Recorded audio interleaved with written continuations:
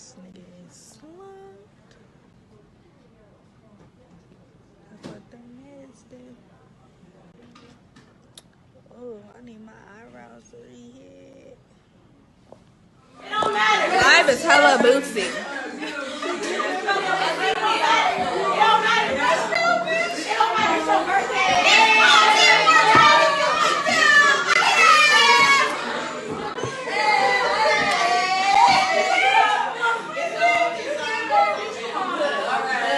She deserved it. She didn't deserve it. Vibrant, smart. She was courageous. She didn't let anything stop her at all. She was loving, caring. Anybody that she came across couldn't say anything bad about her.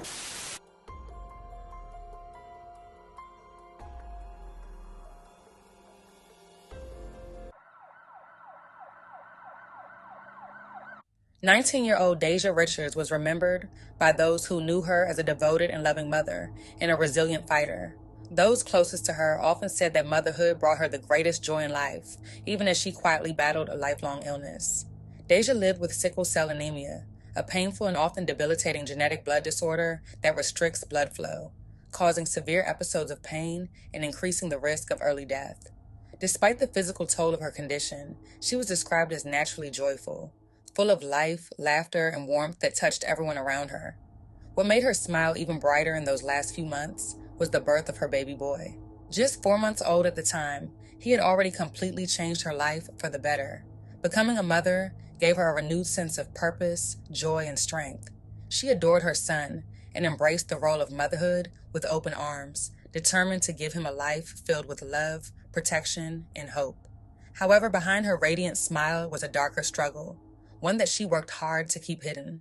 Beneath her strength and optimism lived years of silent suffering, a private pain that she carried alone.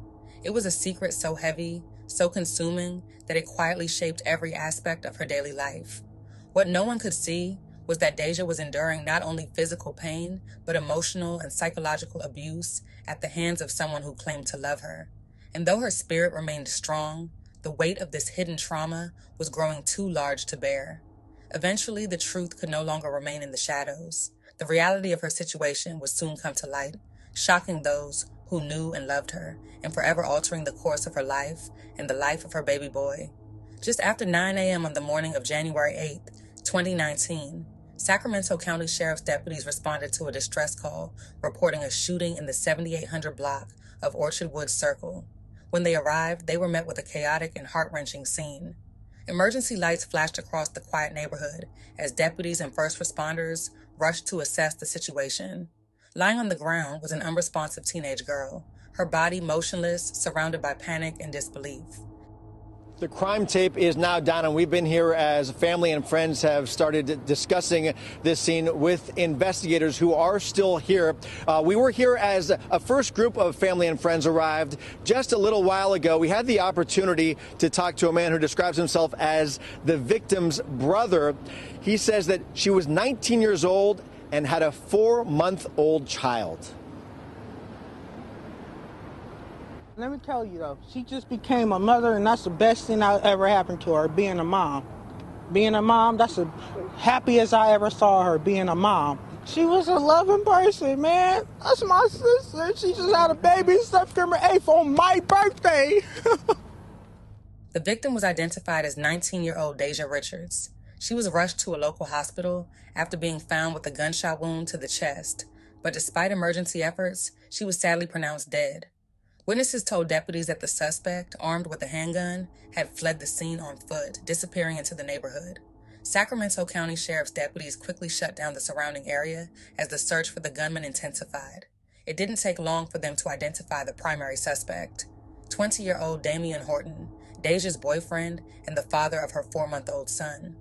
That morning, Horton had shown up at Deja's home in South Sacramento, just as he had done countless times before. To the outside world, it may have seemed like an ordinary visit, but for Deja, whose life had already been filled with hardship, it would become her final moment. At only 19, Deja had already endured more than many do in a lifetime. She battled sickle cell anemia, and for 3 years, she had been in a toxic and abusive relationship, one marked by bruises, bite marks, and emotional trauma she was too afraid and too ashamed to share. Still, she pressed on, determined to give her baby boy a better life. Despite her exhaustion and fear, she held on to hope, perhaps even believing that things might change. That morning was supposed to be just another day. Deja's 12-year-old brother was home, and their mother was on her way to pick them up. Horton asked Deja to step into the garage with him, saying he just wanted to talk. Maybe she believed him. Maybe she thought it would be different this time. But what followed was a chilling moment of violence. Her younger brother heard the muffled sounds of a struggle, and then one single gunshot. Deja stumbled back into the house, clutching her chest, blood spreading rapidly across her shirt. Fighting to breathe, fighting to live, she looked at her little brother, her protector in that moment, and used her final breath to speak the truth she had kept hidden for far too long. "He shot me," she whispered, and then she collapsed. At 9:29 a.m., just 4 months after giving life to her son, Deja Richards lost her own. Her voice may have been silenced, but her final words ensured the truth would not die with her. In a Facebook post just 1 week before her murder, she stated the following: "I know me and Damien go through stuff, but everybody and their mama know I love that boy to death. I know my baby is a hothead, and I would really lose my mind if something happened to my baby daddy. It's sad that half of these babies can't even grow up knowing their parents. Everyone is dying left and right. This is getting scary. I woke up today and said a prayer. Thank God for seeing another year and asked him to please protect and look over me and my family. Guide us down the right path and to keep my baby daddy on the right track and help us to stay good. This year is already starting off so wrong. I'm so scared my heart just feels so heavy. I do not want to lose anyone. My condolences go out to everyone taking these losses in 2019.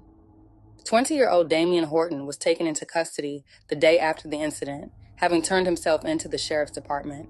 In a surprising turn of events, his mother, Yolanda Smith, was also arrested shortly afterward on suspicion of acting as an accessory to the crime, accused from hiding Damien from law enforcement and violating her parole. The news sent shockwaves through the community, adding another layer of complexity and heartbreak to an already tragic situation.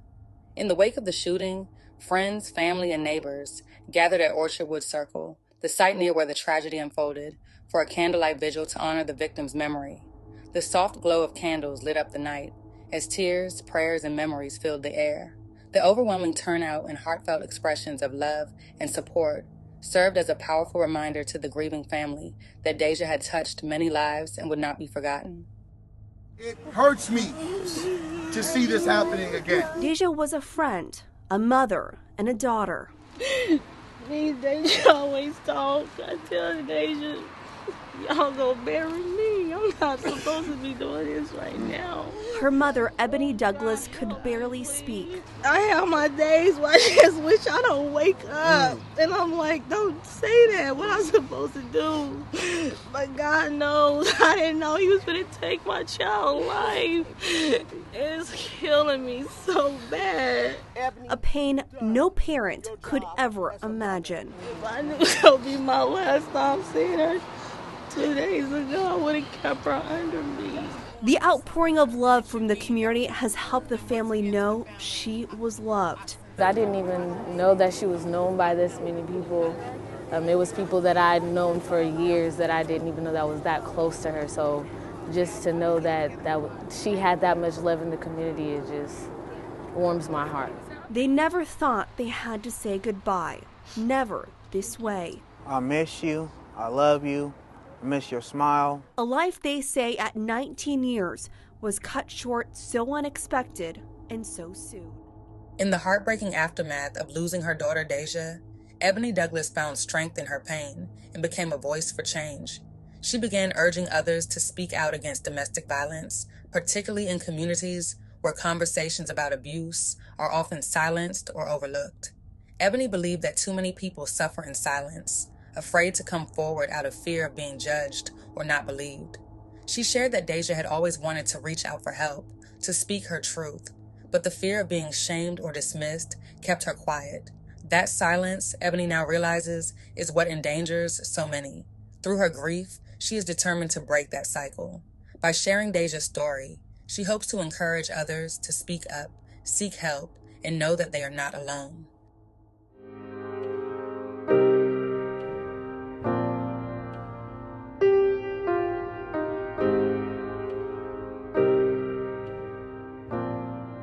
My baby, she was just everything a mother can ask for. She was just all the above. Ebony Douglas is holding on to the memories of the daughter she lost 2 months ago. She was just Deja. She was always smiling, and like no matter what she went through, you would never know because she always smiled.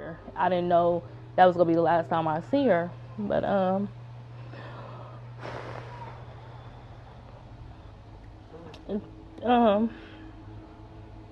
She says that strong, vibrant woman was outspoken, but never about her problems. I feel like Deja wanted to reach out to people, but she always felt like judgmental. What are they gonna think of me? She says speaking up is rarely encouraged within their community. In the Black community, when victims do speak up, sometimes they're afraid that they're looked at. They don't want to be responsible for putting another Black person, in jail, or they don't want to be stigmatized, as a snitch. South Sacramento is the focus for Weave for the next 2 years. I want to be Deja's voice where I could make somebody open their eyes like, this is it, enough is enough, I'm done. I'm not fit to lose my life over this, it's not that serious. In March 2022, Damian Horton was sentenced to 76 years in prison. Justice in the legal sentence was served, but the emotional wounds left behind will take far longer to heal. The sentencing marked the end of a long and painful chapter, but for those who loved Deja, the pain of her absence remains a daily reality. This tragic story is a powerful reminder of the consequences of silence, the urgency of intervention, and the need for communities to rally around those facing domestic violence. Deja's story highlights how important it is to create safe spaces where people, especially young women, feel empowered to speak out without fear of shame or judgment. Domestic violence thrives in the shadows. Only by shedding light on it through education, support, and compassion can we hope to prevent more lives from being lost. Rest in peace, Deja Richards.